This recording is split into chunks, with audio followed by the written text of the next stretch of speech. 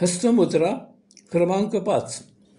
चित्रामध्ये दाखविल्याप्रमाणे तेथे पाहून अंगठ्याचा अग्रभाग आणि चारी बोटांचा अग्रभाग एकमेकावर घट्ट दाबा. क्रिया दोन्ही हाताने करायची आहे. अशा प्रकारे हस्तमुद्रा केलेल्या स्थितीत पुढे करून दाखविल्याप्रमाणे आपल्या शरीरातील 7 चक्रांवर प्रत्येक चक्रावर एक याप्रमाणे महामंत्राचा जप करा. ओम तत्सत्त्वमसि. ओम तत्सत्त्वमसि. ओम तत्सत्त्वमसि. ओम तत्सत्त्वमसि.